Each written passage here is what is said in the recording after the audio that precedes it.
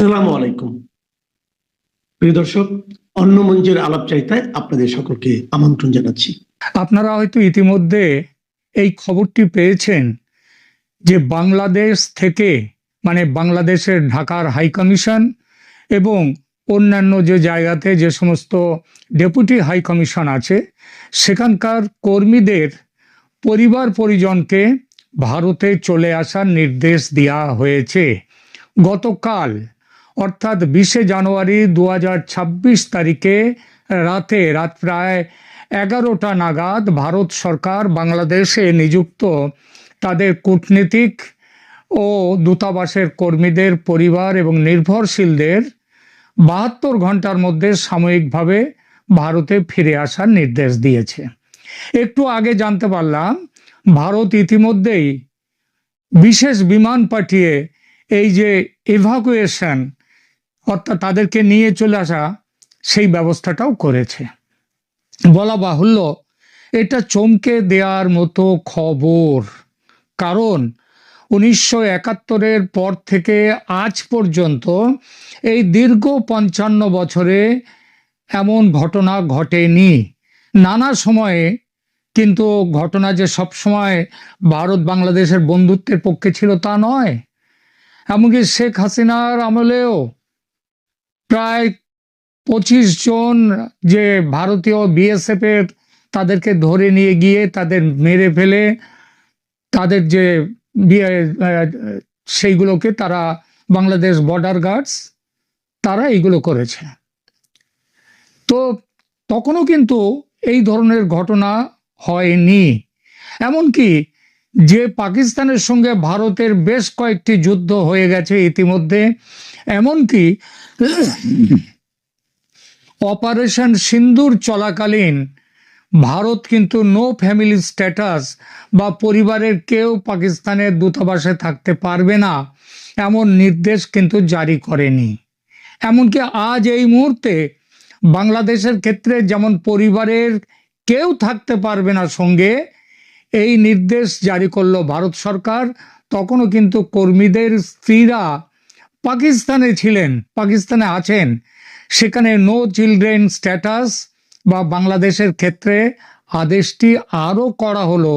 পাকিস্তানে আছে no children status, অর্থাৎ সেখানে স্ত্রী স্বামীর সাথে থাকতে পারবে, কিন্তু বাংলাদেশের ক্ষেত্রে আদেশটা আরও করা হলো নো ফ্যামিলি স্ট্যাটাস, ফ্যামিলির কেউ থাকতে পারবে না। হঠাৎ কি এমন হলো যার জন্য এই নির্দেশ? বাংলাদেশ এবং ভারতের সর্বত্র এই এক আলোচনা, হয়তো বাংলাদেশে আলোচনাটা বেশি আর ভারতের পশ্চিমবঙ্গেও এই বিষয়টা নিয়ে আলোচনা চলছে। কেন এমন ব্যবস্থা নিল ভারত? বাংলাদেশ থেকে আজ সকালে কয়েকটি ফোন এলো উদ্বিগ্ন জিজ্ঞাসাবাদ, ভারত কি আক্রমণ করবে বাংলাদেশ? তাই কি আগে থেকে এই সতর্কতা? এমন খবরও পেয়েছি ভারত তাদের দূতাবাসের কর্মী সংখ্যাও ব্যাপকভাবে সংকুচিত করতে চলেছে কয়েকদিনের মধ্যে। তার নির্দেশও শিগগির চলে যাবে। আবার প্রশ্ন, কেন এমনটা করছে ভারত? এই প্রশ্নের উত্তর খুঁজতে যাওয়ার আগে একটু পেছন পানে তাকানো যাক। অতীতেও বিশেষ কিছু জরুরি বা অস্থিতিশীল পরিস্থিতিতে ভারত সরকার বিভিন্ন দেশ থেকে তাদের দূতাবাসের কর্মীদের পরিবার এবং নির্ভরশীলদের সরিয়ে নিয়ে এসেছে। তবে বাংলাদেশের ক্ষেত্রে এই ধরনের পদক্ষেপ সাম্প্রতিক ইতিহাসে অত্যন্ত বিরল, যা এই ঘটনাকে বিশেষ তাৎপর্যপূর্ণ করে তুলেছে। বাংলাদেশের প্রেক্ষাপট দিয়ে শুরু করি। 1971 সাল, স্বাধীনতা যুদ্ধের সময়, অর্থাৎ 1971 সালে তৎকালীন পূর্ব পাকিস্তানে অবস্থার অবনতি হলে ভারতীয় কূটনীতিক এবং তাদের পরিবার এক চরম সংকটে পড়েছিলেন। তখন ঢাকা ও কলকাতার মধ্যে কূটনীতিক ও তাদের পরিবারদের বিনিময় করা হয়েছিল আন্তর্জাতিক মধ্যস্থতায়। স্বাধীনতার পর থেকে 2026 সালের এই নির্দেশটি সম্ভবত সবচেয়ে বড় আকারের সরিয়ে নেয়ার ঘটনা। দ্বিতীয়, একটু পাকিস্তানের প্রসঙ্গে যাই। বাংলাদেশ এলে পাকিস্তানও আসছে, কারণ বাংলাদেশ যেমন আমাদের প্রতিবেশী, পাকিস্তানও তাই। 2001 সালের সংসদ ভবন হামলার পর, সংসদে যে জঙ্গি হামলা হয়, তারপর ভারত পাকিস্তান সম্পর্ক তলানিতে চলে যায়। তখন ভারত পাকিস্তান থেকে তার হাই কমিশনারকে প্রত্যাহার করে এবং দূতাবাসে কর্মীদের পরিবারদের দেশে ফিরিয়ে আনে। এরপর 2016 সাল উরি হামলা, নাশকতাবাদী হামলা, তারপর দুই দেশের উত্তেজনা বাড়লে ভারত পাকিস্তানের ভারতীয় হাই কমিশনকে নন ফ্যামিলি পোস্টিং হিসেবে ঘোষণা করে, অর্থাৎ ফ্যামিলি থাকতে পারবে না পাকিস্তানে। এইটা 2016 সাল থেকে রয়েছে। মজার ব্যাপার হলো, নন ফ্যামিলি ঘোষণা করে যে এখানে লক্ষণীয় ব্যাপার হলো বর্তমানে পাকিস্তানের কূটনীতিকদের ক্ষেত্রে নো ফ্যামিলি পোস্টিং নেই, সেটা আছে নো চিলড্রেন পলিসি, অর্থাৎ তারা স্ত্রীকে নিয়ে যেতে পারবেন কিন্তু সন্তানদের নিয়ে যেতে পারবেন না। আফগানিস্তান 2021 সালে, সেখানে তালিবানরা কাবুল দখল করার ঠিক আগে ভারত তার দূতাবাস ও কনসুলেট থেকে সমস্ত কর্মী তাদের পরিবারদের বিশেষ বিমানে করে সরিয়ে নিয়ে এসেছিল। সেটি ছিল একটি চরম জরুরি অবস্থার উদাহরণ। ইউক্রেন যুদ্ধ 2022 সালের ফেব্রুয়ারিতে রাশিয়া ইউক্রেন যুদ্ধ শুরু হওয়ার ঠিক আগে ভারত সরকার কিয়েভ থেকে কূটনীতিকদের পরিবার এবং অপ্রয়োজনীয় কর্মীদের ভারতে ফিরে আসার নির্দেশ দিয়েছিল। অন্যান্য দেশ যেমন ইরাক, লিবিয়া, ইয়েমেন, যখনই এই সমস্ত দেশে গৃহযুদ্ধ বা চরম বিশৃঙ্খলা দেখা গেছে, ভারত সরকার তার কর্মীদের পরিবারদের সরিয়ে নিয়েছে। একে কূটনৈতিক পরিভাষায় বলা হয় প্রিকশনারি এভাকুয়েশন। তাহলে কি দেখা গেল? দেখা গেল এমন ব্যবস্থার পেছনে রয়েছে যুদ্ধ বা গৃহযুদ্ধের ভূমিকা। শুধু যে যুদ্ধ বাধার আগেই এটা হচ্ছে তা নয়, গৃহযুদ্ধের বাধার আগেও গৃহযুদ্ধের পরিস্থিতিতেও কর্মী ও তার পরিবারদের সরিয়ে নিয়ে এসেছে ভারত বারবার। তাহলে কি বাংলাদেশ ভারত যুদ্ধ বাঁধতে চলেছে, কিংবা বাংলাদেশে কি ভয়ঙ্কর কোনো গৃহযুদ্ধ বাঁধতে চলেছে? যুদ্ধ বাঁধার সম্ভাবনা যে প্রবল, এমন ভাবনা মনে আসাটা তাই অমূলক নয়।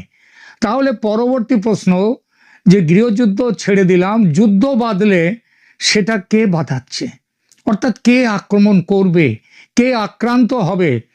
দূতাবাসের নো ফ্যামিলি স্ট্যাটাস, এই পদক্ষেপ কে নিল প্রথমে? ভারত। অতএব খুব স্বাভাবিকভাবেই সিদ্ধান্ত নেওয়া যায় ভারতের পক্ষ থেকে আক্রমণ করার সম্ভাবনাটা যথেষ্ট বেশি। আবার বাংলাদেশ নিজেও যে আক্রমণ করতে পারে তার পক্ষেও যথেষ্ট কারণ আছে। আমরা প্রথমে দেখি ভারত কেন আক্রমণ করতে পারে। এই নির্দেশের মূল কারণগুলো আগেই বলেছি, প্রিকশনারি মেজার, সতর্কতামূলক পদক্ষেপ। এর পেছনে আরও কিছু, ভারতের এই ব্যবস্থার পেছনে আরও কিছু উল্লেখযোগ্য কারণ আছে।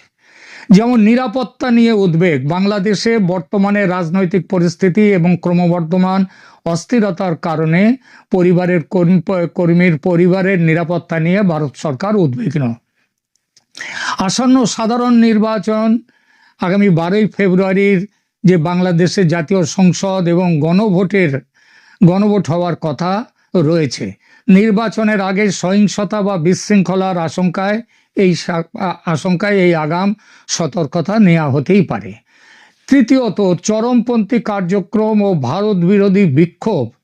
সাম্প্রতিক সময়ে বাংলাদেশে কিছু চরমপন্থী গোষ্ঠীর তৎপরতা বৃদ্ধি এবং গত ডিসেম্বর মাসে ওই শরীফ ওসমান হাদি হত্যাকাণ্ডের পর সৃষ্ট ভারত বিরোধী বিক্ষোভ এই সিদ্ধান্ত নিতে প্রভাব ফেলেছে। সংখ্যালঘু পরিস্থিতিও সেখানে খুবই খারাপ। সংখ্যালঘু হিন্দুদের ওপর হামলা এবং বর্তমান পরিস্থিতির প্রেক্ষাপটে দুই দেশের কূটনৈতিক সম্পর্কে যে টানাপোড়েন সৃষ্টি হয়েছে তাও একটি বড় কারণ। তবে সবচেয়ে বড় যে কারণ সেটা হলো বাংলাদেশের পূর্ব পাকিস্তানে ফিরে যাওয়া, পাকিস্তানের সঙ্গে একজোট হয়ে ভারতের বিরুদ্ধে একটা নতুন জোট তৈরি করা এবং সেই জোট ভারতের শত্রুতা করবার জন্যে। বাংলাদেশের এভাবে পাকিস্তান হয়ে যাওয়া ভারত কখনোই চাইতে পারে না। এজন্য 71-এ 16,000 ভারতীয় সেনা প্রাণ দেয়নি।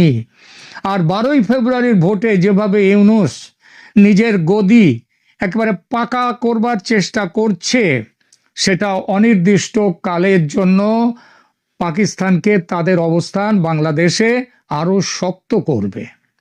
এই সম্ভাবনা দূর করতে ভারত যুদ্ধের কথা ভাবতেই পারে। গত কিছুদিন ধরে সীমান্তে যুদ্ধ পরিস্থিতির মোকাবিলার জন্য অস্ত্র ও সেনা সমাবেশ করেছে ভারত ব্যাপকভাবে। মনে রাখতে হবে, ভারতের কাছে গোয়েন্দা সূত্র থেকে পাকা খবর, 26শে জানুয়ারি রিপাবলিক ডেতে পাকিস্তানের আইএসআই এর বাংলাদেশি স্লিপার সেল, যার নাম ঢাকা সেল, সেই ঢাকা সেল বড় কোনো নাশকতা করতে পারে ভারতের রিপাবলিক ডেতে 26শে জানুয়ারি। আর দেশের মাটিতে নাশকতা করলে তার উত্তর সেই দেশ যে আক্রমণ করা, এটা এখন ভারতের নীতি।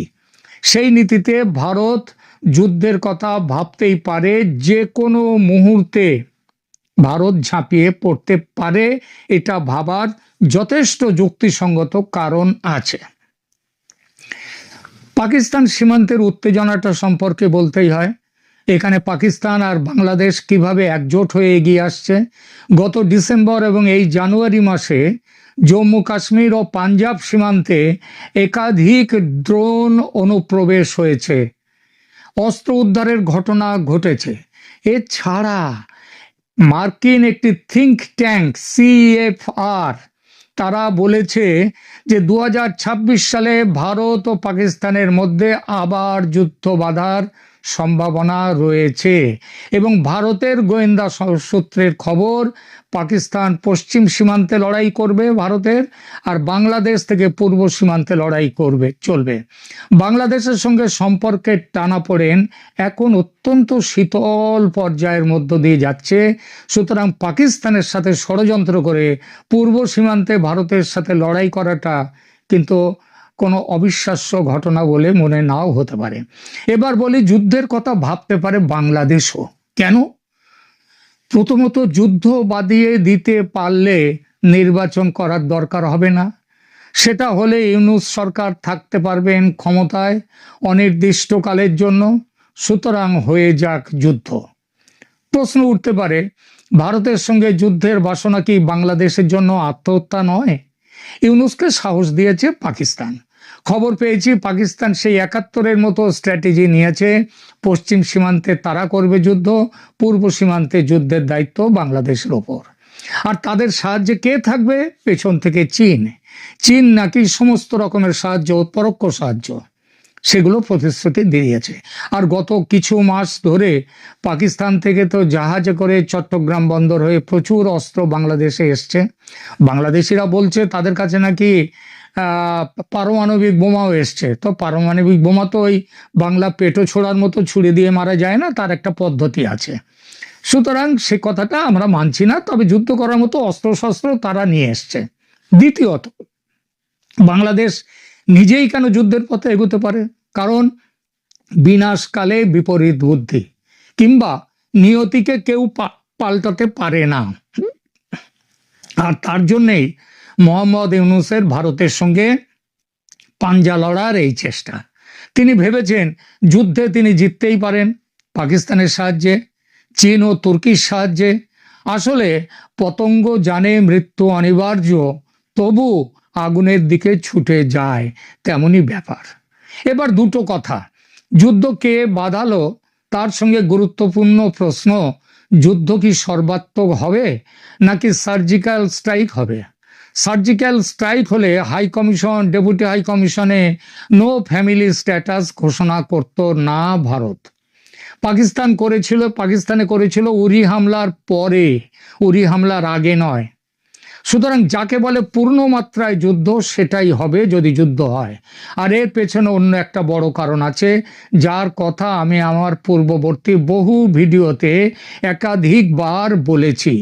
সেটা হলো বাংলাদেশের মানচিত্র পাল্টে দেয়া, রংপুর ও চট্টগ্রামকে বাংলাদেশ থেকে বিচ্ছিন্ন করে স্ট্র্যাটেজিক্যাল কারণে ভারতের মানচিত্রে জুড়ে নেয়া। রংপুর জুড়ে দিলে ভারতের chicken neck problem solved. Chittagong জুড়ে দিলে ভারতের 6 রাজ্যের একেবারে সোজাসুজি সমুদ্রে যাওয়াটা ঠিক হয়ে যাবে, সমুদ্রে যাওয়ার পথ মিলবে। বাংলাদেশ তখন স্থল বেষ্টিত একটি দেশ হবে। সীমাবদ্ধ থাকবে কোথায়? রংপুর আর চট্টগ্রাম গেলে ঢাকা ও তার আশপাশের কিছু ওই যে অঞ্চলটা, তার মধ্যে। এবং শুনেছি এমন কথাও যে ইউনূস নাকি সেইটাই চাইছেন। এটা হলে ইউনূসের কি সুবিধা হবে? সুবিধা হবে বাংলাদেশের, যেটুকু বাংলাদেশ তখন থাকবে, সেই বাংলাদেশের মানুষের মনে তীব্র ভারত বিরোধিতাটা পুরোপুরি গেঁথে দেয়া যাবে। আর দ্বিতীয়ত, ভারত বিরোধিতা পুরোপুরি এসে গেলে ইউনূসের নিজের আসন সেটা পুরোপুরি বড় থাকবে, ভালো থাকবে। সুতরাং বাংলাদেশ উচ্ছন্নে যায় যাক, ঢাকা তার আশপাশে কিছু জায়গা নিয়ে যে বাংলাদেশ থাকবে, তখন সেই দেশে ইউনূস রাজার মতো থাকবেন। যাই হোক, পরিস্থিতি যে স্বাভাবিক নয় সেটা স্পষ্ট। দেখা যাক শেষ পর্যন্ত কি হয়। কিন্তু একটা জিনিস সারা পৃথিবী জুড়ে কিন্তু এই ঘটনাটি আঁচ ফেলেছে যে কি হতে চলেছে বাংলাদেশে। এবং আপনাদের কাছে কৃতজ্ঞতা প্রকাশ করি যে আমাকে সাবস্ক্রাইব করে এই চ্যানেলটিকে অনন্য উচ্চতায় নিয়ে যাওয়ার জন্য।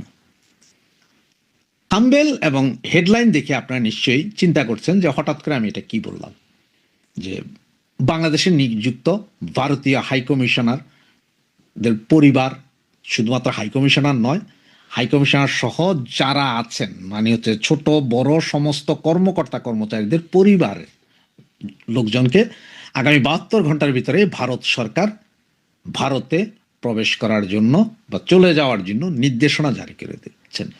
এবং নির্দেশনাটা জারি করেছেন 20 তারিখ বাংলাদেশ সময় রাত 11:30টায়, যার কারণে আপনার সাথে সাথে সকলে না জানলেও 21 তারিখ ভোরবেলা 7টার পর থেকে যখনই পত্রিকাগুলো পাবেন তখনই হয়তো বুঝে যাবেন যে কাহিনী এটা ঘটে গেছে। এবং আপনারা জানেন যে গত 3-4 দিন আগে সারা কুক, ব্রিটিশ অ্যাম্বাসেডার যিনি বাংলাদেশে নিযুক্ত, তিনি তারেক জিয়ার সাথে দেখা করেছিলেন এবং তারেক জিয়ার সাথে দেখা করে রাতেই দিল্লি চলে গিয়েছিলেন। এবং দিল্লি গিয়ে উনি বিভিন্ন জনের সাথে কথা বলেছেন। এবং 21 তারিখ মানে আজ দুপুরে বা বিকাল বেলায় উনি কয়টার সময়, এটা সঠিক এখন নিউজটা জানা যায়নি, তবে একটা গোল টেবিল বৈঠক ডেকেছেন। সেখানে আমন্ত্রিত অতিথির মধ্যে বিভিন্ন দেশের কূটনীতিক ছাড়াও আছে বাংলাদেশে যেই সমস্ত লোকজন এর আগে বিভিন্ন কূটনীতিক বা এম্বাসিতে চাকরি করে গেছেন, কাজ করে গেছেন, তাদের সকলকে নিয়ে একটা গোল টেবিল বৈঠকের আয়োজন করেছেন এই ব্রিটিশ অ্যাম্বাসেডার সারা কুক। এবং সেটা সম্ভবত উনি করবেন হয়তো বা ব্রিটিশ এম্বাসি অফ দিল্লিতে অথবা কোনো 5 তারকা হোটেলে, জানি না কোথায় করবে। তবে উনি ওখানে সকলকে ডেকে বাংলাদেশের বর্তমান পরিস্থিতি নিয়ে বিভিন্ন সে আলোচনা করবেন। সে আলোচনার কি বের হয় সেটা হয়তো আমরা জানবো হয়তো রাতের ভেতরে। তবে এটা খুব অশনি সংকেত যে বাংলাদেশে নিযুক্ত ব্রিটিশ হাইকমিশনার, উনি সবচেয়ে পুরনো বর্তমানে, তার মানে আমেরিকান রাষ্ট্রদূত মাত্র এসেছেন, উনি অনেক আগে থেকে কাজ করেন, উনি জানেন। এবং যেহেতু উনি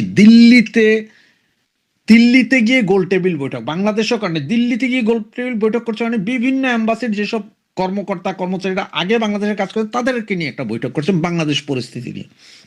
এই অবস্থায় হঠাৎ 11:30টায় ভারত সরকার ওনার এম্বাসিতে চাকরিরত যত কূটনীতিক এবং আপনার একদম কর্মচারী, সর্বোচ্চ হাই লেভেলের কূটনীতিক থেকে অফিসার কর্মচারী যারা পরিবার নিয়ে বাংলাদেশে বসবাস করে, যেমন ঢাকা, চট্টগ্রাম, রাজশাহী, খুলনায় বিভিন্ন, কারণ ওনার পরিবার নিয়ে বসবাস করে, তাদের সকলের পরিবার, মা বাবা ভাই বোন স্ত্রী পুত্র কন্যা, মানে যে যেভাবে আছেন সকলকে বলেছেন যে বাংলাদেশ থেকে আগামী 72 ঘন্টার ভিতরে বেরিয়ে চলে যাওয়ার জন্য, ইন্ডিয়াতে যাওয়ার জন্য। এবং এটা শুরু হবে সকাল থেকে। এবং এই নির্দেশনা অলরেডি জারি করা হয়েছে, নির্দেশনার অলরেডি টুইট করা হয়ে গেছে, সারা ভারত সরকার জানে, ভারতের বিভিন্ন পত্র পত্রিকায় অলরেডি নিউজ হয়ে গেছে, যদিও বাংলাদেশে এখনো হয়নি। বাংলাদেশে হয়তো আমরা সকালবেলা পেয়ে যেতে পারি এটা। এই পরিস্থিতি, কিন্তু এই পরিস্থিতি দেখেন পাকিস্তান এবং ইন্ডিয়াতে ভালো রেশারেশি, ওদের যুদ্ধ হয়ে গেছে অলরেডি 2-3টা, কিন্তু কখনো পাকিস্তান থেকে এভাবে অ্যাম্বাসেডার বা তার পরিবারকে ডাকানো হয়নি বা পরিবার নিয়ে যাওয়া হয়নি। এটাই প্রথম। এবং এটাই প্রথম ভারত সরকার সর্বপ্রথম তাদের যে এম্বাসি এবং এম্বাসির যেসব লোকজন আছে, অ্যাম্বাসেডার সহ এম্বাসির যেসব লোকজন আছে, তাদের পরিবারকে সর্বপ্রথম 72 ঘন্টার ভিতরে দেশে নিয়ে যাচ্ছে। ওনারা বলছেন যে হয়তো নির্বাচনকালীন সহিংসতা হতে পারে, ভারতীয় এম্বাসি আক্রমণ হতে পারে, ভারতীয় এম্বাসির চাকরিরত যেসব লোকজন আছে তাদের পরিবার যারা বাহিরে থাকে, আপনার বিভিন্ন অঞ্চলে থাকে, আমাদের ঢাকা, চিটাং, রাজশাহী, খুলনা বিভিন্ন শহরের মধ্যে থাকে, তাদের উপর একটা আক্রমণ হতে পারে, এমনকি হত্যাও করা হতে পারে। এই জন্য পরিবার সুরক্ষা আগে, যার কারণে তাদেরকে ডেকে নিয়েছেন। এবং যতটুকু এখন পর্যন্ত শুনতে পাচ্ছি যে ওনারা হয়তো কর্মচারীর সংখ্যা প্রায় 70% কমিয়ে 30% রেখে বাকি সব নিয়ে যাবেন, কারণ কখন কি হয় বলা যায় না। যেই পরিমাণ থাকবে বিভিন্ন ওনাদের কনসুলেটগুলোতে, সেগুলো হচ্ছে মানে একটা হেলিকপ্টারে যেমন 7 জন 8 জন যে পরিমাণ উঠানো যায় ওই পরিমাণ ছাড়া বাকি সব উঠিয়ে নিয়ে যান, টোটাল খালি করে দিবেন ওনারা, এটা শোনা যাচ্ছে। তবে ওই যে পরিবার এবং কর্মচারী কমানো, এটা কিন্তু 100% শিওর। পরিবারকে 72 ঘন্টার ভিতরে ভারত সরকার ভারতে চলে যাওয়ার নির্দেশ দিয়েছেন। এখন আপনাদের কি মনে হয় যে ভারত সরকারকে আসলে ইলেকশনে মারামারি হবে বা ইন্ডিয়ান এম্বাসি পাঠানো এই জন্য, নাকি অন্য কোনো প্ল্যান আছে? দেখেন, পৃথিবীর বিভিন্ন দেশ থেকে কিন্তু এভাবে বিভিন্ন দেশ নিয়ে যায়, নিয়ে যাওয়ার পরে কি হয় এটা আপনারা সবাই জানেন, আপনারা সবাই জানেন। সুতরাং বাকি খবরগুলো হয়তো সকাল হতে হতে আরও বের হবে, তখন আপনাদের বিস্তারিত আরও বলতে পারবো। তবে এই মুহূর্তের কথা হচ্ছে যে ভারত সরকারের অলরেডি নির্দেশনা, তার মানে খালি করো বাংলাদেশ। ভারতীয়রা বাংলাদেশ খালি করে দিচ্ছে খুব দ্রুত, 72 ঘন্টার ভিতরে। এর আগে আপনারা জানেন, এর আগে অনেক শিক্ষার্থী এবং প্রচুর পরিমাণের ইঞ্জিনিয়ার, ডাক্তার যারা ভারত থেকে বাংলাদেশে আসতেন তাদের সকলকে নিয়ে গেছে এবং বলে দিচ্ছে যে যাতে আর বাংলাদেশে না যায় যতক্ষণ সরকার নির্দেশ না দেয়। আজকের নির্দেশনাটা হয়ে গেল এম্বাসি খালি করো। চলুন আমরা দেখি কি অবস্থা হয়। জয় বাংলা, জয় বঙ্গবন্ধু।